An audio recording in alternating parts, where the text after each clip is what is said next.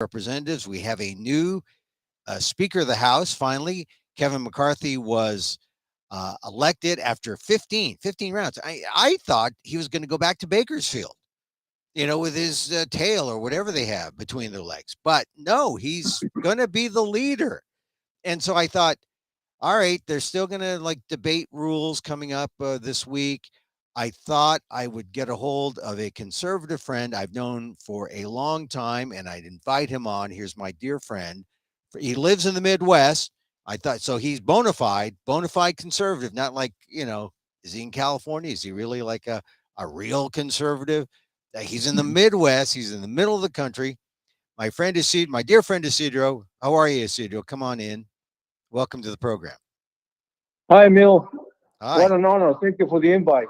Well, I had to. I've known you for decades, and I said, who is a conservative friend who still speaks to me, who will speak to me about Kevin McCarthy? And I thought, well, we've gotten along, and I think this is one of the things that people have they have a misconception that, well, you can't really get along with, conservatives.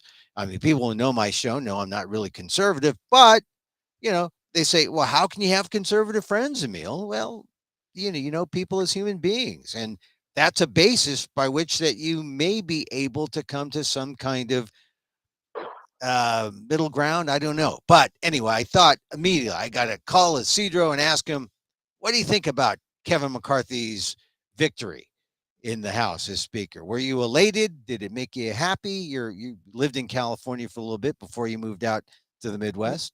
Yeah. Well, the whole process was very interesting.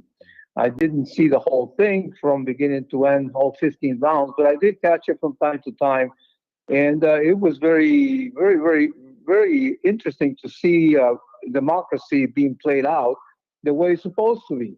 You Yeah. have a group of people that, although in the same party, you will think they have the same political agenda.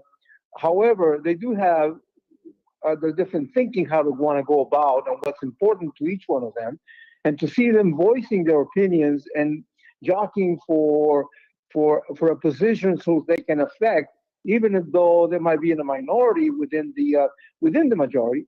That was very refreshing Well, to all have right. over 100 Yeah. to have over 100 years Mhm. where on the first round, whoever the person who was nominated got the nomination. It seemed to me that it was either groupthink at its most, or there was a lot of backstage negotiating prior to the first round.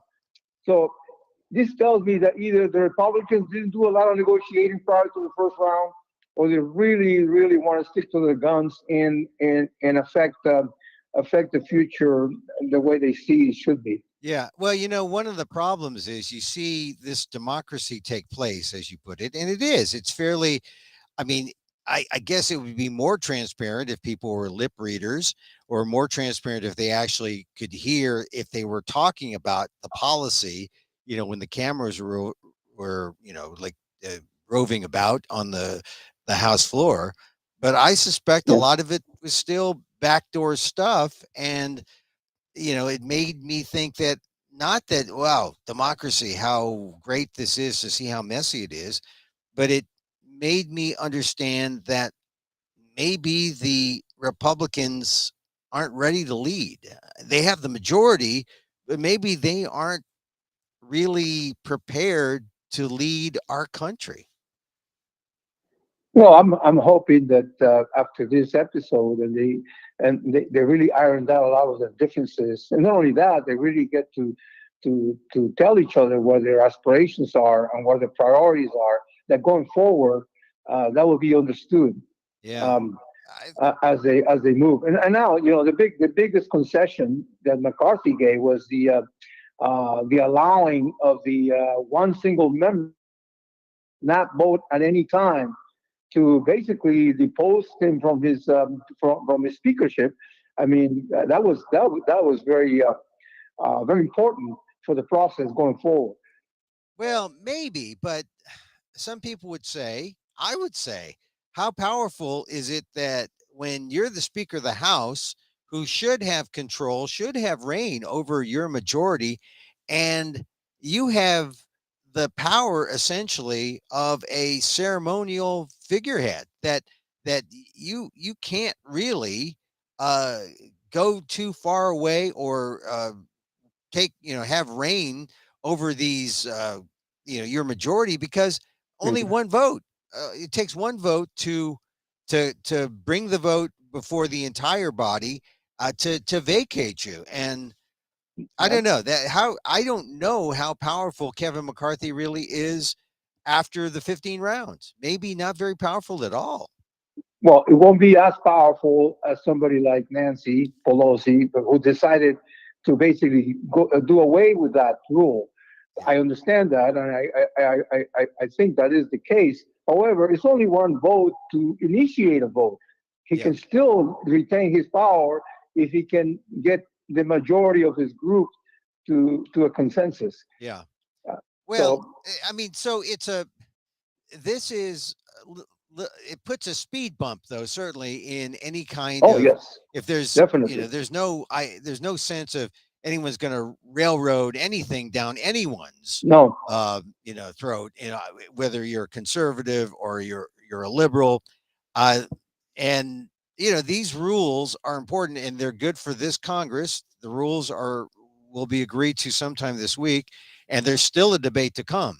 But there's some people who believe that this sort of thing, uh, the way that McCarthy got got got elected speaker, and the upcoming battle of the rules, this is just indicative of how the Congress is going to be for the next two well, years. It's yes. going to be tooth and nail. Nothing gets passed. Nothing gets done, and there just seems to be a lot more posturing that well, the process. Here's the process. Yeah. But are we really moving forward by? Yeah, there will be a lot of obstruction in the House within the same party. I agree, and not only that, the Senate is still being held by the Democrats. Yeah, So yeah, even though they finally get something together at the House, chances are they'll have an uphill battle in the Senate anyway. yeah. So Well, yeah, for the next 2 years, I think we're going to see a lot of gridlock, it's a unfortunately. different kind of gridlock, because before it was Republicans and Democrats obstructing each other, but now we might see Republicans uh, trying to fight off implosion of the party, because there's gonna be a lot of infighting. I didn't see a lot of brotherly love on the night of the 15th vote where Kevin McCarthy was elected speaker. I mean, there was almost a near brawl. Yeah. They had to restrain the Well, the way I see it, yeah, you're right. But whatever comes out of the House, it will be fully vetted, and anything that comes out, it will be um, basically endorsed by all the different factions of the party. Which that carries the weight that in the next election, people will know what the agenda should be, and hopefully that will attract some of the independents to the camp. It is clear what the agenda is going to be. Well, don't you think though that if I mean you're conservative, you weren't turned off by any of this? Like, oh my God, here we are, we have the majority, and we can't even elect a speaker. I mean, because that there were Democrats, not me necessarily, but there were some Democrats and some liberals who were saying, look, these Republicans, they're like they can't get off to a good start.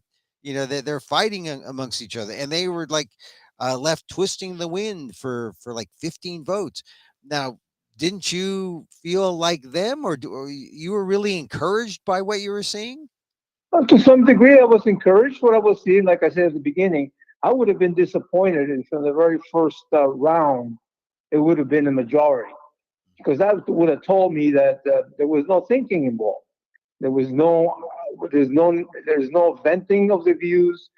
Um, so to me, like I said, unless that gets done on the background before the first round, um, that would be the only way I could understand it. But there was no indication that there had been any horse trading prior to the first round. Yeah, but why should there be any horse trading? You've got your guy, the guy who's raised, you know, mil- multiple millions of dollars.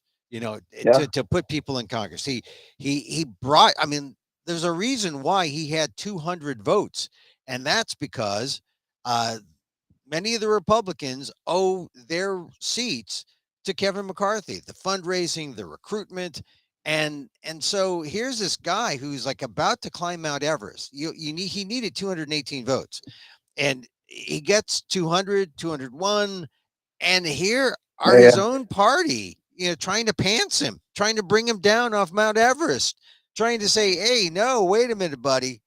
And I don't know. It just seems to me Well, like an ugly look. at the end, he did never got the 218. He ended up with 216, Yeah, but which that's kind of yeah. tells you that that was so compromising. And the fact that five or six of them voted present is what got him over the hump. Yeah. Well, yeah, the fact that six, see, here's the thing. Everything is showbiz, right? And so Matt Gaetz and Lauren Boebert, they wanted other people, but they, I guess, did not want to be on the record as supporting McCarthy. I mean, really supporting him to give him Yes, a yes vote. So by yes, voting correct. present, they can say honestly, we didn't vote for McCarthy, but the part of it was a McCarthy vote because their voting present lowered the number of Lowered the votes he needed. requirements. Yeah. Yeah, So he didn't need lowered 218. the bar. Yeah. Didn't need 218, got to 216. Well, there were many Democrats who were saying, well, wait a minute, we don't need to go we can maybe form a coalition with Republicans, a progressive, Ro Khanna out of San Yeah, yeah. Jose. He was even suggesting, well, maybe there's some people we can nominate and we can get enough moderate, Democrats to come over and vote for that guy and beat McCarthy and beat the alternative. Uh, Oh, Hakeem had 212. yeah, well, I know, but if Hakeem Jeffries, if there are some people who said, look, we're always getting 212 and we don't, there was no one who thought that he'd have enough to be speaker.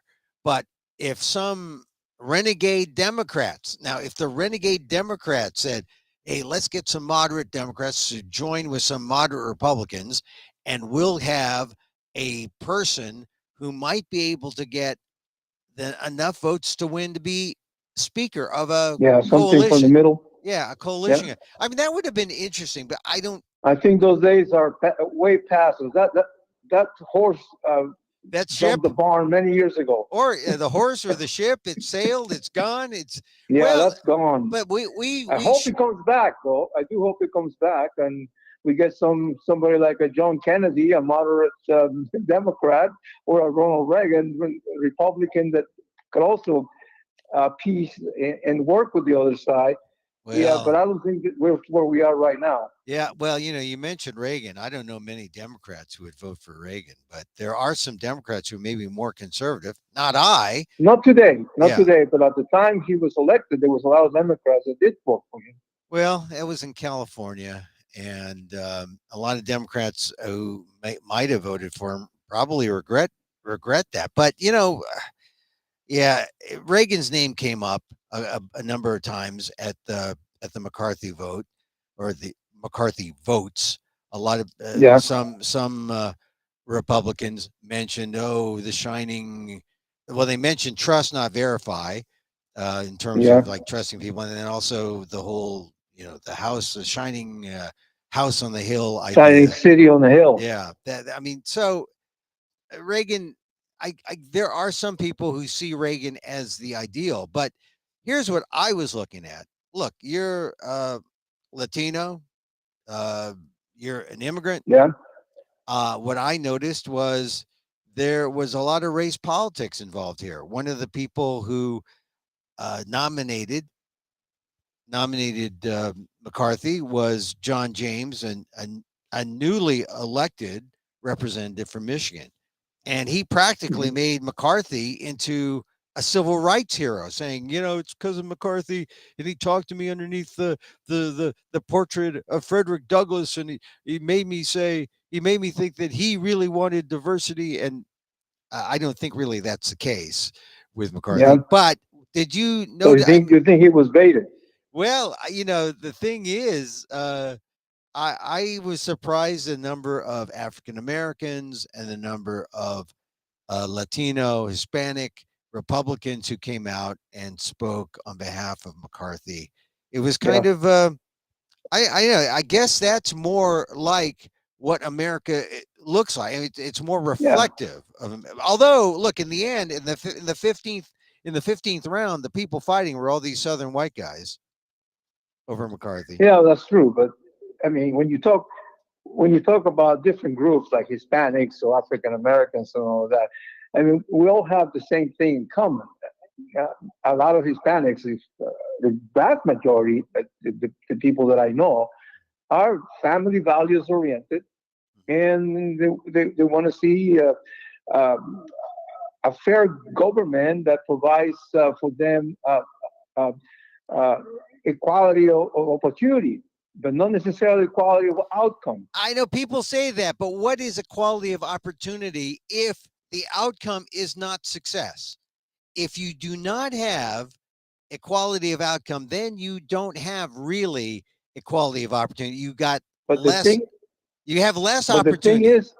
the thing is, we do see success on a case by Yeah, case basis. there there there there are success stories, but I'm Yeah, saying that phrase, and I'm glad you brought it up first before I did, because when I hear equality of opportunity and not equality of results, I say that is the biggest bunch of BS. Because if you do not have equality of success, you have not given equality of opportunity. no, I agree You with that you have not. 100%. If every single case I saw that the outcome was was not positive for somebody who works hard, yeah, I would agree with that. But I see a lot of success with people that apply themselves and work within the rules. There's some. I look. I agree that there are some examples, Yes, but not for all. And this is how look that phrase equality of opportunity, not equality of results, has been used to combat affirmative action, which has yeah. been kind of mischaracterized as a policy and as an idea in terms of equality. Because really, uh, all let's see, all we really want with affirmative action is a boost. We just want to have people who have come in with nothing or have come in with less. We People need a boost. If you weren't born with a silver spoon in your mouth, if you weren't born on third base and Yeah, rounding third, you didn't have to round third. You were heading for home right at the beginning. If yeah, you yeah. were like a lot of people of color who did not have those advantages, well, affirmative action for those qualified, not for all. I mean, because we're not looking at abusers. We're not looking at people who want to take advantage of the system. There's a lot of people who are worthy who need that You boost. want to give them the opportunity for sure. Yeah, I and mean, everything being equal, um, that's a key phrase. Everything being equal, it's everything not. being It's equal. not. It's not equal.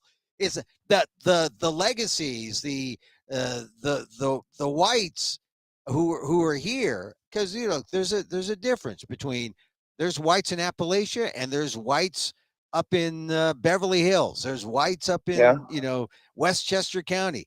They have all the advantages, or they've been given all the advantages, but I'm saying that people need to know that what affirmative action really is, and that is just give people who are qualified the real opportunity to succeed. And then I Oh, think you'll, definitely. People that are qualified, you got to give them the opportunity, regardless of background yeah, well, or group. I mean, see, I agree. we can You agree want the on that. best people for the job. Well, we can agree on that there are people Yeah, who but like I said, they conservatives sure. back down from the enlightened stance by saying, "Oh, well, we gave quality of opportunity. We can't guarantee equality of results." Well, I don't know why not. It's got to be equal. I mean, if you're a scientist, Well, you need more than just equality of opportunity. You need the results.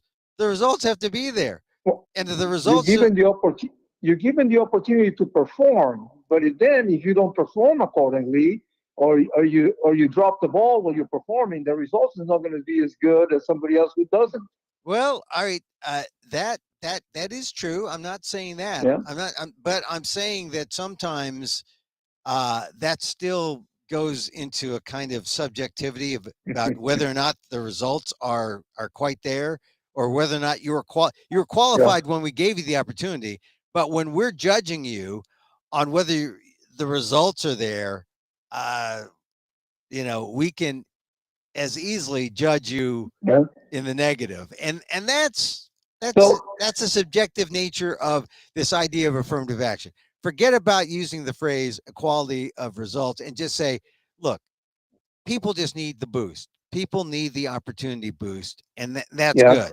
And given the opportunity to demonstrate what they can do, yeah, and don't make it difficult for them to do that. but I agree that. but then when conservatives say, well, it's not, we don't guarantee opportunity,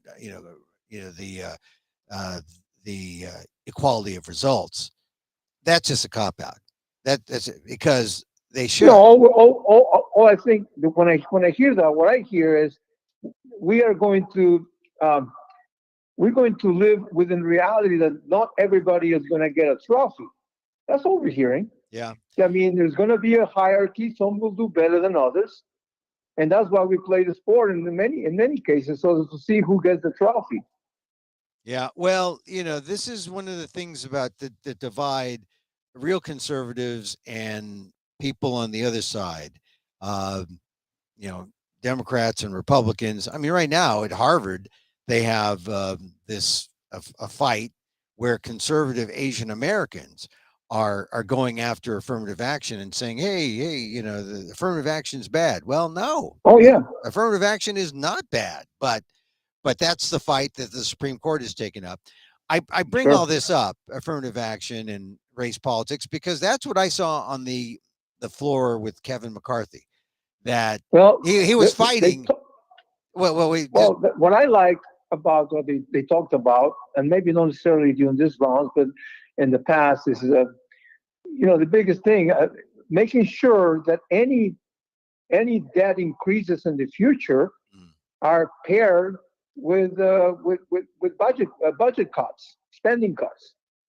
So I mean, we just can't continue this uh, piling up into the debt to the point that you can see inflation eating up the people's ability to purchase things. yeah, that's the argument they make. Hey, it's like a household budget, but it's not like a household budget. It really isn't. I mean, you can make that case, and then you do not have. Then you succeed in having really small government. But if you have Yeah, a big-minded government, a government that helps its people, and I don't mean just some of the people, but all the people, then you have to have spending that will help people, and we mean in terms of healthcare, in terms of Medicare and Social Security. We need those. We need that in the budget. Now, if you're saying, well, where does the spending come up? If you're going to limit those services by saying, in order to do that, you got to spend somewhere else, then we can never get anywhere, and then it becomes like the McCarthy 15, and that's the bad thing. Why does it have to be? I mean, or that's why the importance of the McCarthy 15 rounds is indicate how hard it's going to be to get anything through. yeah, Anything. but I mean, Anything. any the problem with spending, although it's good to Mm, some degree, mm. spending when you're not backing up with real ways to pay for it, it just adds to the and Get adding to the debt increases our interest rates, what? All right. eats into the purchasing power. And even though President Biden has pledged that he will not increase taxes for anybody making 400,000 or less, I believe, all you got to do is go to the grocery store, which I did yesterday, and find out everything is twice the price. So Yeah. although you don't call it tax, it Yeah. still is taken away from my purchasing ability. Yeah. Well, we're feeling that, but as while you want to talk about heads of state piling up the costs, just think Yeah. about how the costs were piled up by the Republican president, so that it's okay No, that everybody's doing it. well, Everybody's doing it. but it's okay that the Republican president has raised the debt and is the cause of the problem. And now, when it's the Democrats' watch, here comes the issue. Oh, the debt is important again. Meanwhile, it coincides with inflation, which actually, as the Wall Street Journal reported last week, is actually the real inflation numbers of the last couple months coming down. It's actually coming down closer to the Well, two, yeah, three it's percent not in the level. stratosphere now. It's Yeah. just in the Well, in the outer edge. yeah. Well, year round. Yeah. If you go on a 12-month basis, yeah, it's closer down to the 7 8. But if you go on most recent numbers, like per 30, 40, 60 days, it's down to more like the 2%. It had to be. It has to, if it coming from to average out from where it was. So the economy is a little better. So I think the argument that you pose, or what you say is, okay, yeah, inflation's tough at the grocery store, but things are getting better. Meanwhile, what are you going to do when it comes to Social Security, Medicare, healthcare, and those costs? I think, and this is where a lot of conservatives have problems. Are you going to cut the military? Are you going to cut the Pentagon? Are you going to cut the defense budget?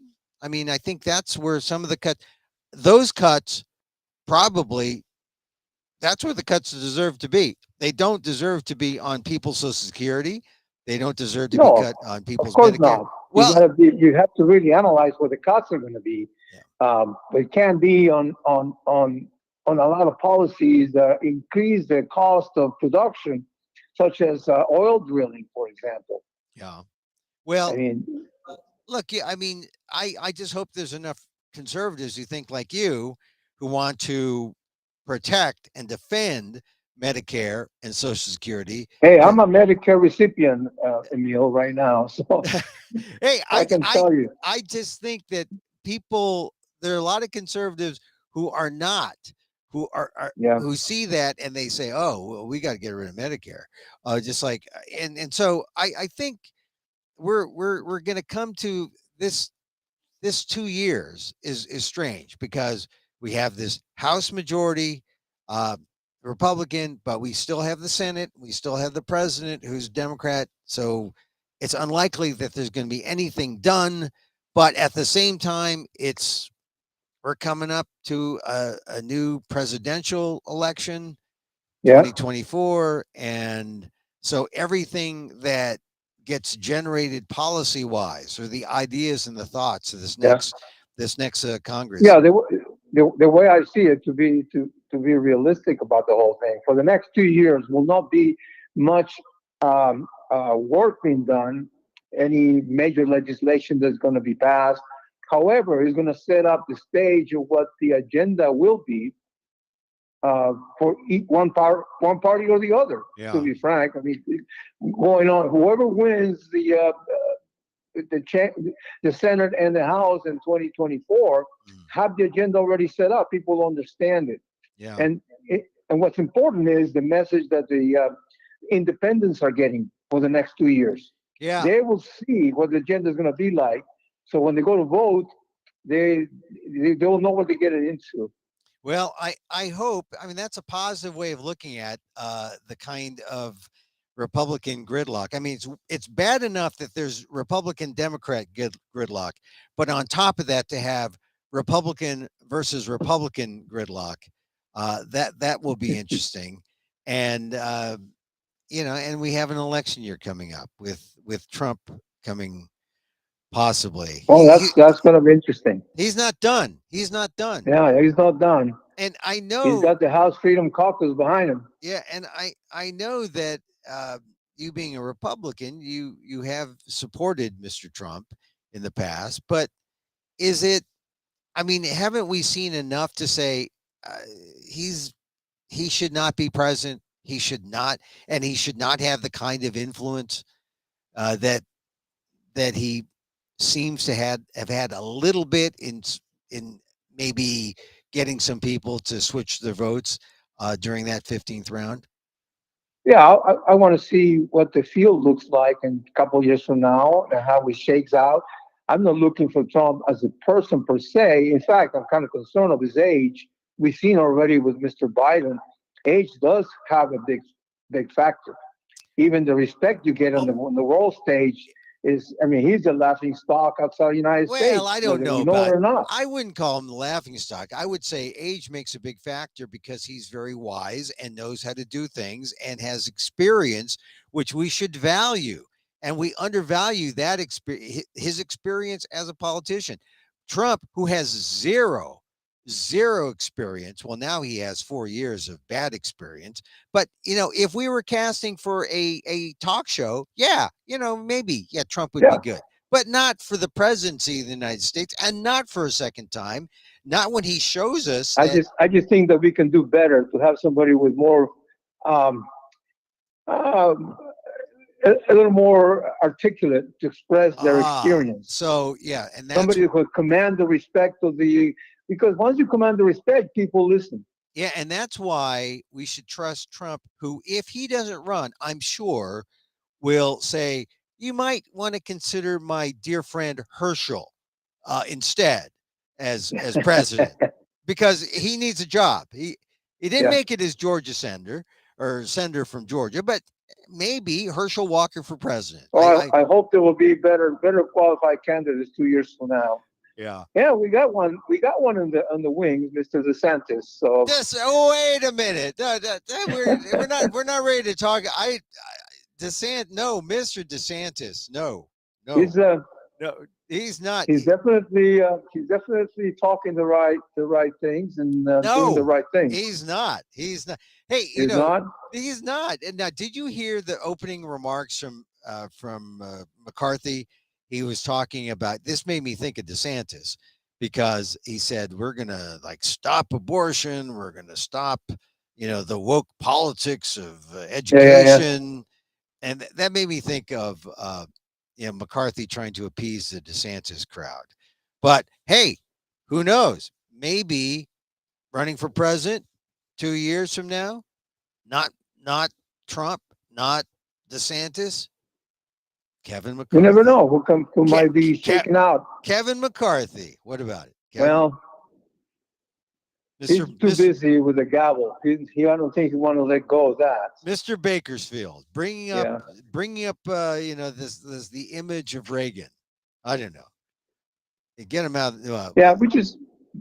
I just hope we get somebody who has the right ideas and how to go forward to try to control the debt, Mm. try to take control of the southern border, The and southern border. Look, do you think they're going to take up immigration seriously? Because the immigration issue, the serious I don't think immigration. they know how. They don't know how. Well, they need to know because there are serious immigration issues, but the immigration issue that they should address immediately is not necessarily the southern border, not at El Paso. I mean, that humanitarian wise, yes, that's a real issue.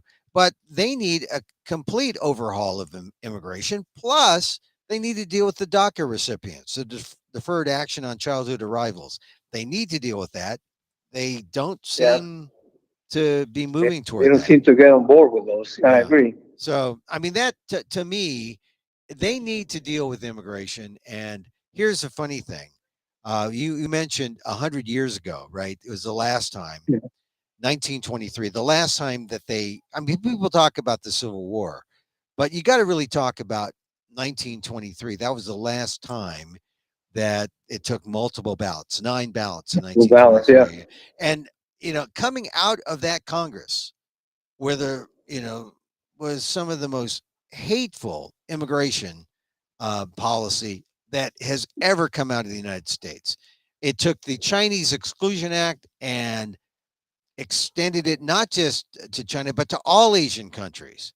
The Yeah. Immigration Act of Well, that's 1924. definitely not the way to do it. I You hope get I you hope got to see people as individuals, what they can bring to the table. yeah. Somebody somebody can contribute. I don't care if they're Chinese, South Africans, Mexicans, Guatemalans. Bring them in. I wish that there were more enlightened people on the right who would think that, because frankly, Yeah. we're not seeing that. And there are people on this Freedom Caucus and in the Republican Party who would be glad to exclude all immigration, just like 1924. So I just think that we're talking, No, we're any extreme in this regard is bad. Whether it's complete ban of immigration or complete open border. I mean, that's yeah. the other extreme that is There's not no helping there's anything. no open borders. It is not There's an no open border. there's not an open border.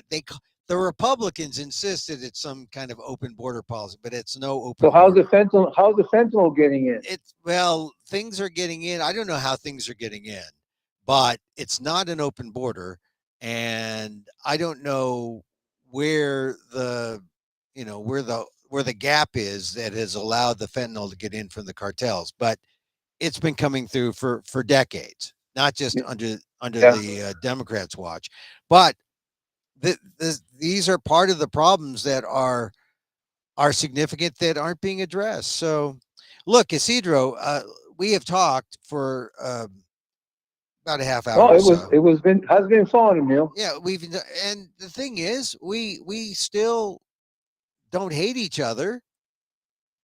No, Yeah, I mean, see, not we yet. we can get along, and I Yeah. just I thank you for accepting the invitation, because I think sometimes people think, oh, Emil is just so far to the left. I mean, No, you can't. and it's You look, and can't have group things. I even wore my camo today, my cam Yeah, I can see that. yeah, to indicate that. Oh well, is he wearing the Second Amendment on his chest there? I said, Mm. no. This is my insides. I'm plant based.